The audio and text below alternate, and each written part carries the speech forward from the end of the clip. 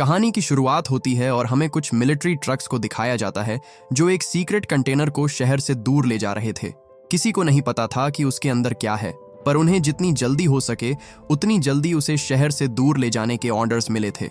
इसमें क्या हो सकता है, इस बारे में दो सोल्जर्स आपस में बात कर ही रहे थे कि तभी सामने से आती एक कार उनसे टकरा जाती है, जिससे होने वाले धमाके से वो कंटेनर उछलकर दूर गिर जाता है और वो ओपन हो गया।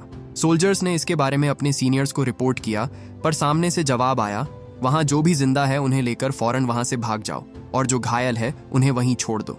इससे पहले वो सोल्जर कुछ समझ पाता, उस कंटेनर से एक आदमी बाहर आता है जिसने पलक झपकते ही उसके सारे सोल्जर्स को मार डाला। वो जल्दी से भागते हुए बहुत दूर आ जाते हैं। उन्हें लगा वो जो भी चीज है यहाँ तक नहीं आ पाएगी, पर तभी उस आदमी ने उन पर हमला कर उन्हें भी मार दिया। मरने के कुछ देर बाद वो सोल्जर्स फिर से उठ खड़े होते हैं, क्योंकि अब वो एक ज़ॉम्बी वायरस से इन्फेक्ट हो चुके थे। बदकिस्मती से लॉस वेगस शहर, जो दुनिया की कुछ सबसे ज्यादा आबादी वाला शहर है, उनसे ज्यादा दूर नहीं था, जिसके बाद उन्होंने उस शहर में जाकर वहां के लोगों को इन्फेक्ट करना शुरू कर दिया। ये वायरस इतनी तेजी से फैला कि देखते ही देखते पूरा शहर इस वायरस की चपेट में आ गया और इस एरिया को क्वारंटीन करना पड़ा। सरकार ने उन्हें रोकने के लिए पूरे शहर पर बॉम्ब गिराए, हथियार बंद सैनिकों की पूरी फौज भेजी, लेकिन इस एरिया में आने वाला हर एक आदमी इन्फेक्ट होता चला गया। वायरस को रोकने की सरकार की हर मुमकिन कोशिश नाकाम रही, जिसके बाद आखिर में उन्हें पूरे शहर को बंद करना पड़ा। अब ना कोई अंदर जा सकता था और ना कोई बाहर आ सकता था, लेकिन इसके बावजूद कुछ लोग ऐसे थे जो चोरी करने के लिए इल्लीगली अंदर जाते थे। लॉस वेगस को पैसों का शहर कहा जाता था, पर वायरस की वजह से सबको अपने अपने घर और तिजोरी में पड़े पैसों को वहीं छोड़कर भागना पड़ा। ऐसा माना जाता था कि वहां के कसिनोस में अब भी इतने पैसे दफन हैं जो अगर किसी को मिल गए तो उसकी 7 पुश्ते ऐश की जिंदगी जी सकती थी। हम यहाँ स्कॉट नाम के एक एक्स मिलिट्री सोल्जर को देखते हैं, जो कभी वेगस में एक मिलिट्री सोल्जर हुआ करता था, पर अब वो एक मामूली शेफ की नौकरी करता है। एक दिन वो रोजमर्रा की तरह अपना काम कर ही रहा था कि तभी उसे पता चला कि तनाका नाम का आदमी उससे मिलने आया है। तनाका कोई मामूली शख्स नहीं था, उसका स्कॉट जैसे आदमी से मिलना ही बड़ी बात थी। लॉस वेगस में उसके कई कसिनो हुआ करते थे, पर अब सब धूल खा रहे हैं। स्कॉट जानना चाहता था कि वो उसके पास क्यों आया है, जिसके बाद तनाका ने उसे बताया कि वो उसे एक खास काम सौंपना चाहता है। दरअसल क्वारंटीन जोन में आ रहे उसके एक कसिनो की तिजोरी में अब भी $200 मिलियन पड़े हुए थे, जिन्हें निकालने में उसे उसकी मदद चाहिए थी। स्कॉट को तो यकीन ही नहीं होता कि इतनी बड़ी रकम तिजोरी में पड़े पड़े सड़ रही थी। इंश्योरेंस कंपनी उन 200 मिलियन समेत तनाका के नुकसान की भरपाई पहले से कर चुकी थी, जिसका मतलब तिजोरी में पड़े उन पैसों का ना कोई हिसाब है और ना कोई रिकॉर्ड। तनाका को कोई परेशानी नहीं होती अगर वो पैसे इसी तरह कुछ और सालों तक तिजोरी में पड़े रहते, पर सरकार अगले 4 दिनों में पूरे शहर को न्यूक्लियर बॉम्ब से उड़ाने वाली थी, जिसमें कसिनो समेत उसके सारे पैसे जलकर राख हो जाते। वो स्कॉट को इस काम को करने के लिए फोर्स नहीं करना चाहता था, इसलिए उसने स्कॉट को एक नक्शा दिया और चुपचाप वहां से चला गया। अब फैसला उसके हाथ में था कि वो ये काम करेगा या नहीं। इसके बाद हमें क्वारंटीन कैंप को दिखाया जाता है, जहां वेगस से रेस्क्यू किए गए लोगों को रखा जाता था। यहाँ हम स्कॉट की बेटी केट को देखते हैं, जो लोगों की मदद करने का काम किया करती थी। रीटा नाम की एक औरत, जो केट की दोस्त भी थी, उसे बताती है कि कल वो क्वारंटीन जोन में जाने वाली है, जिस पर केट ने उसे ऐसा करने से साफ मना कर दिया क्योंकि अंदर बहुत खतरा था। पर रीटा कहती है कि वो बस कुछ देर के लिए अंदर जाएगी और वहां से कुछ पैसे लेकर वापस आ जाएगी। उसने कुछ लोगों को ऐसा करते हुए देखा था। कई लोग अंदर गए और मालूम माल होकर वापस आए, पर केट उसे समझाती है कि अफवाहें झूठ है, आज तक वहां से कोई वापस नहीं आया। वो बात कर ही रहे थे कि तभी वहां एक गार्ड आता है। केट को गुस्से में देख उसे लगा कि कहीं वो इन्फेक्टेड तो नहीं, जिसके बाद उसने उन दोनों पर टेम्परेचर गन रख दी। उनकी बॉडी का टेम्परेचर तय की गई लिमिट से कम होता तो अपने आप गोली चल जाती, पर खुशकिस्मती से ऐसा नहीं होता। इसी बीच वो गार्ड केट के साथ बदतमीजी करता है और उसे गलत जगहों पर छूता है, पर केट ने उसका हाथ झटक दिया और उसे खुद से दूर रहने को कहा, जिसके बाद वो वहां से चला गया।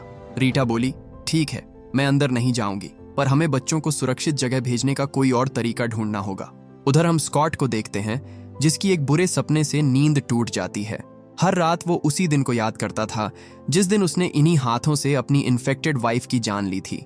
उसने फैसला कर लिया कि वो ये काम करेगा, पर इसे अंजाम देने के लिए उसे एक टीम की जरूरत थी। तनाका ने उसे कहा, एक टीम बनाओ जिसमें एक तिजोरी तोड़ने वाला और एक पायलट हो, जो काम होने के बाद तुम्हें वहां से निकाल सके। इसके बाद स्कॉट अपनी पुरानी दोस्त मारिया के पास जाता है, जो अब एक कार रिपेयर शॉप चलाती थी। उसने मारिया को इस ऑफर के बारे में बताया और कहा, आज तक हमने कितनों को बचाया, पर हमें बदले में क्या मिला, लेकिन इस बार हमें खुद के लिए कुछ करने का मौका मिला है। मारिया उसके साथ चलने को मान जाती है, लेकिन उन्हें एक और आदमी की जरूरत थी। वो विल नाम के आदमी के पास जाते हैं, जिसे ज़ॉम्बीज को मारने का एक्सपीरियंस था। सिर्फ वही था जिस पर वो इस पूरे मिशन में भरोसा कर सकते थे। फैसला हुआ कि तीनों 15-15 मिलियन डॉलर्स लेंगे और बाकी के 5 मिलियन को टीम के बाकी मेंबर्स में बांट दिया जाएगा। इसके बाद वो मिरियन के पास जाते हैं, जो एक पायलट थी। उसे तो पैसे की इतनी जरूरत थी कि वो काम सुने बिना ही साथ आने को तैयार हो जाती है। इस तरह उन्होंने कुछ और लोगों को भी अपनी टीम में शामिल किया, जिन्हें हथियार चलाना आता हो और ज़ॉम्बीज से लड़ने में उनकी मदद कर सके।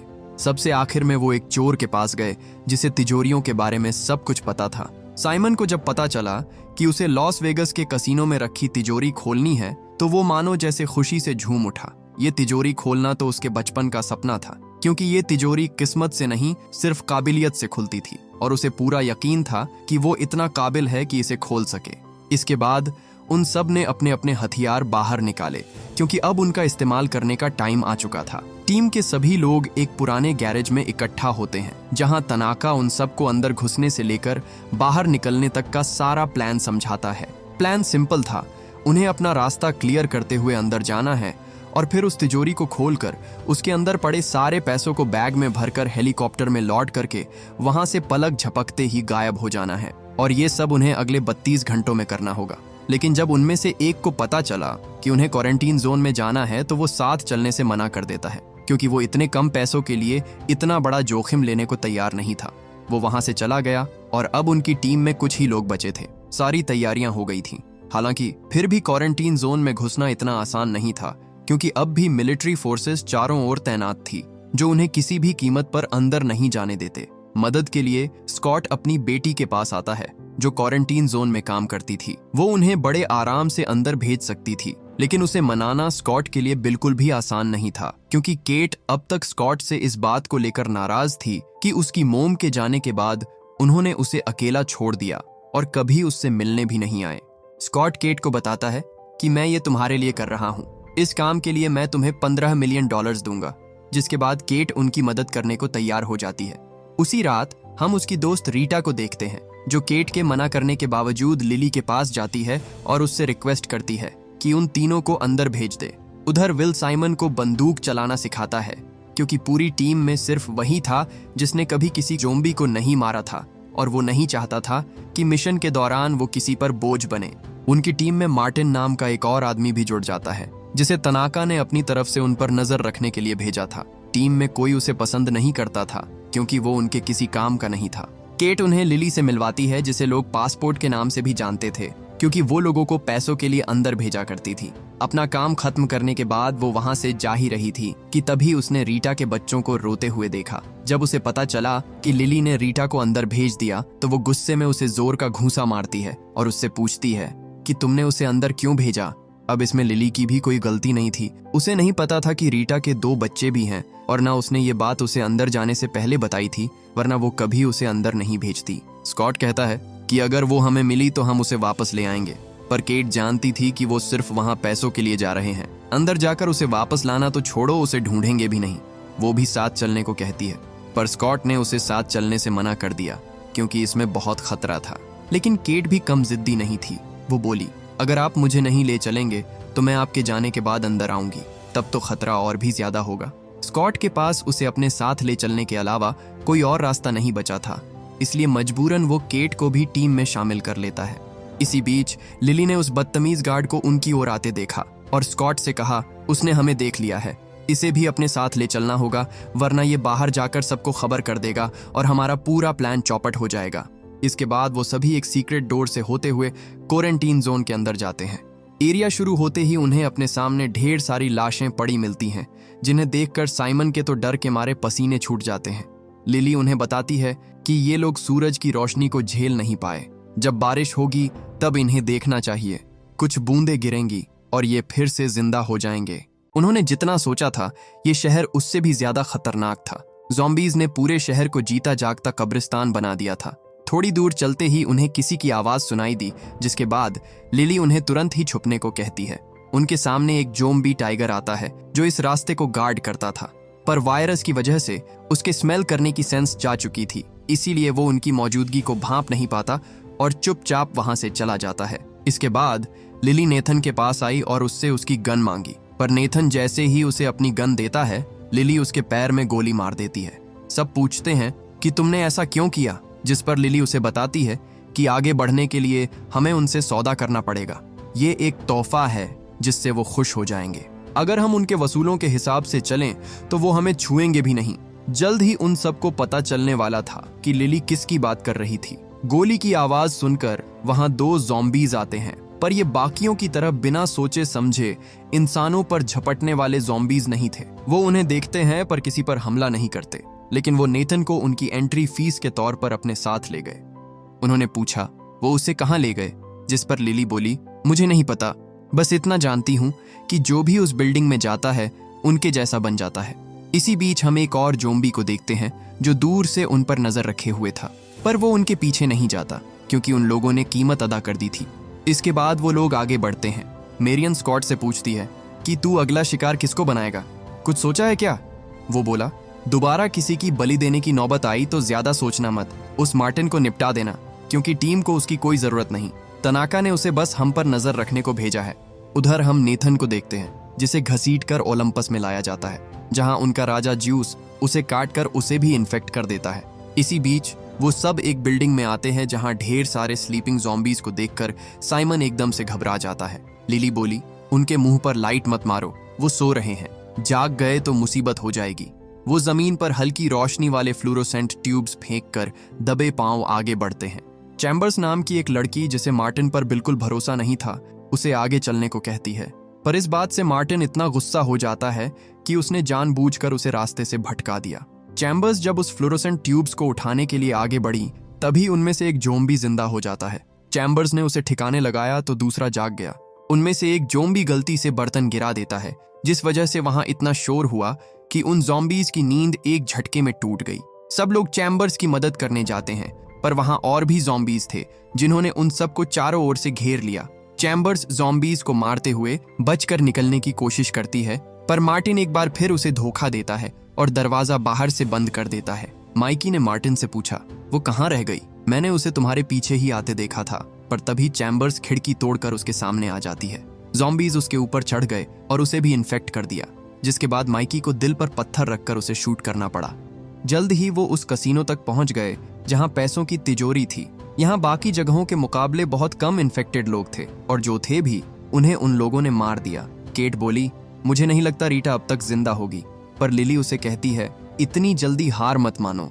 कुछ महीनों पहले जब एक आदमी बाहर नहीं आया तो मैं वहां से चली गई। मुझे लगा वो मर गया होगा, लेकिन 3 दिन बाद वो वापस जिंदा लौट कर आया। ज्यूस के इन्फेक्ट करने से पहले ही वो वहां से भाग निकला था। वहां उन्हें ढेर सारे ब्लूप्रिंट और नक्शे पड़े मिले, जिसका मतलब सिर्फ वो ही नहीं है जिन्हें तनाका ने यहाँ पैसे निकालने के लिए भेजा था। उनसे पहले भी यहाँ कुछ लोगों की टीम आई होगी, पर कोई भी जिंदा वापस नहीं लौटा। स्कॉट टीम को डिवाइड करता है और सब अपने अपने काम में लग जाते हैं। मार्टिन और लिली को बाहर निगरानी के लिए तैनात किया जाता है। मेरियन ऊपर हेलीपैड पर जाती है, जहां उसे वो हेलीकॉप्टर स्टार्ट करना था, और साइमन तिजोरी के पास जाता है। मार्टिन लिली से सौदा करता है कि अगर वो उसे रानी का ब्लड सैंपल लाने में मदद करेगी तो बदले में वो चैंप के सारे लोगों को किसी सुरक्षित जगह पहुंचा देगा। लिली इसके लिए मान जाती है, जिसके बाद उसने हवा में गोली चलाई और रानी के आने का इंतजार करने लगे। स्कॉट ने जनरेटर स्टार्ट किया, जिससे वहां फिर से रोशनी हो जाती है। उधर विल और साइमन ज़ॉम्बीज को मारते हुए तिजोरी के पास आते हैं। साइमन तो लॉकर को देखकर मानो खुशी से पागल ही हो जाता है, पर खतरा अब भी टला नहीं था। तिजोरी से पहले वहां कुछ ट्रिगर पॉइंट्स थे, जिन पर उन्होंने पैर रखा तो शरीर के चिथड़े उड़ जाएंगे। वहां उन्हें और लोगों की लाशें मिली जिन्होंने उनसे पहले तिजोरी को खोलने की कोशिश की थी, पर सब मारे गए। उनकी हालत देखकर किसी में भी आगे बढ़ने की हिम्मत नहीं होती। अच्छी बात यह थी कि ट्रिगर पॉइंट्स बस एक बार काम करते थे, मतलब अगर किसी तरह वो इसे चकमा दे दे तो बात बन सकती है। जिसके बाद विल नीचे जाता है और एक ज़ॉम्बी उठाकर लाता है। उन्होंने उसे आगे जाने को कहा, पर वो इतना भी बेवकूफ नहीं था। जिसके बाद विल ने उसे गोली मार दी और एक दूसरा ज़ॉम्बी लेकर आया। इस बार वो उसे खाने का लालच देकर आगे भेजते हैं और उसने जैसे ही ट्रिगर पॉइंट्स पर पैर रखा उस पर गोलियों की बारिश हो जाती है। एक एक कर उसने सारे सेफ्टी पॉइंट्स क्लियर कर दिए और अब खतरा ना के बराबर था। उधर मार्टिन देखता है कि रानी उसके जाल में फंस चुकी है। वो उन दोनों के सामने आती है, पर जब उसने देखा कि इन लोगों ने उसके लिए कुछ नहीं रखा है तो वो उन पर गुस्सा हो जाती है। मार्टिन ने रानी को पकड़ लिया, पर वो दूसरा ज़ोंबी उस पर हमला कर देता है। वो उसे इन्फेक्ट करने ही वाला था कि तभी लिली उसे मार डालती है। इसके बाद मार्टिन रानी के पास आता है और एक तार से उसकी गर्दन काटने लगता है। लिली बोली, ये क्या कर रहे हो तुम्हें तो बस ब्लड सैंपल चाहिए था ना। पर मार्टिन सिर्फ अपने बॉस को खुश करने के लिए किसी भी हद तक जा सकता था। इसी बीच हम रीटा को देखते हैं जो ज्यूस के कब्जे में थी। वो उसे इन्फेक्ट करने ही वाला था कि तभी उसने रानी की चीखें सुनी, जिसके बाद वो उसे ढूंढने चला गया। स्कॉट न्यूज में देखता है कि सरकार ने लोगों के दबाव में आकर इस शहर को तय किए गए समय से 24 घंटे पहले न्यूक्लियर बॉम्ब से उड़ाने का फैसला कर लिया था। इसका मतलब था कि अब उनके पास चोरी करके फरार होने के लिए सिर्फ कुछ ही घंटे बचे हुए हैं। उधर मेरियन जिस हेलीकॉप्टर को स्टार्ट करने की कोशिश कर रही थी वो पुराना होने की वजह से आग पकड़ लेता है। उसने किसी तरह आग तो बुझा दी, पर अब वो स्टार्ट होगा या नहीं ये सिर्फ ऊपर वाले के हाथ में था। स्कॉट जल्दी से ऊपर आता है और पूछता है तिजोरी खोलने में और कितना टाइम लगेगा, पर साइमन जो बस उसे खोलने ही वाला था उसकी वजह से डिस्ट्रैक्ट हो जाता है। वो स्कॉट पर चिल्लाते हुए बोला, मेरी बात ध्यान से सुनो, ये लॉकर दुनिया की सबसे हाईटेक लॉकर्स में से एक है। अगर तुमने एक और बार मेरा ध्यान भटकाया तो ये तिजोरी कभी नहीं खुलेगी, समझे? उसे इतना सीरियस देखकर एक बार के लिए स्कॉट भी पीछे हट जाता है और उसे उसका काम करने देता है। उन्होंने उसे नहीं बताया कि बॉम्ब फटने में कुछ ही घंटे बचे हुए हैं, वरना वो डर जाता। उधर ज्यूस जब रानी के पास पहुंचा तो वहां उसे उसकी सर कटी लाश पड़ी हुई मिली, जिसे देखकर ज्यूस को बहुत गुस्सा आता है। वो उसे अपने सारे ओलंपस में ले आया और जब उसने रानी का पेट चीर कर बच्चे को बाहर निकाला तो पाया कि उसका बच्चा मर चुका था। ये देखकर उसकी आंखों में खून उतर आता है, जिसके बाद उसने अपनी आर्मी को तैयार किया और जंग का ऐलान कर दिया। खतरे से अनजान स्कॉट और उसकी टीम अब भी उन पैसों को लेकर भागने की फिराक में थे। वहां उन्हें कुछ पैसे मिलते हैं जिसे उन्होंने आपस में बांट लिया। स्कॉट ने इतने सारे पैसे कभी नहीं देखे थे, पर जो चीज उस तिजोरी के अंदर थी उसके आगे तो ये रकम कुछ भी नहीं थी। इसी बीच साइमन जो काफी देर से उसे खोलने में जुटा हुआ था, आखिरकार उस लोक को तोड़ने में कामयाब हो जाता है। जब उन्होंने तिजोरी का दरवाजा खोला तो अंदर पड़े पैसे देखकर उनकी आंखें फटी की फटी रह गईं। वो जल्दी से सारे पैसों को बैग में भरकर उसे हेलीकॉप्टर में लोड करने लगते हैं। देखते ही देखते उन्होंने सारी तिजोरी खाली कर दी। पर इसी बीच स्कॉट देखता है कि केट वहां नहीं थी। उसने उसे ढूंढने की बहुत कोशिश की, पर वो उसे कहीं नहीं मिलती, क्योंकि केट अकेले रीटा को ढूंढने चली गई थी। उधर हम ज्यूस को देखते हैं जिसकी पूरी आर्मी उस कसीनो की ओर बढ़ रही थी। जल्द ही बिल्डिंग खाली हो गई, जिसके बाद केट अंदर जाती है। हालांकि खतरा अभी टला नहीं था। हम इन्फेक्टेड नेथन को देखते हैं जो अब भी उस बिल्डिंग में मौजूद था। स्कॉट अपनी बेटी को ढूंढने जाने ही वाला था कि तभी लिफ्ट का दरवाजा खुला और ज्यूस की आर्मी ने मारिया की गर्दन तोड़कर उसे मार डाला। सब इतनी जल्दी हुआ कि स्कॉट को संभलने का मौका ही नहीं मिला। साइमन ने देखा कि उनकी पूरी आर्मी उन्हें मारने के लिए आ रही है, जिसके बाद वो विल के साथ लॉकर के पास चला जाता है, क्योंकि छुपने के लिए वो सबसे सेफ जगह थी। लिली वहां से भाग ही रही थी कि तभी मार्टिन ऊपर से दरवाजा बंद कर देता है, क्योंकि उसे जो चाहिए वो मिल चुका था। वो बोला, तनाका को पैसों से कोई मतलब नहीं, इस बैग में जो है वो चीज उन पैसों से कहीं ज्यादा कीमती है। ज्यूस अंदर आता है, पर तब तक सब वहां से जा चुके थे। विल उस पर गोली चलाता है, पर उसने एक लोहे का हेलमेट पहन रखा था, जिस वजह से उसे गोली नहीं लगती।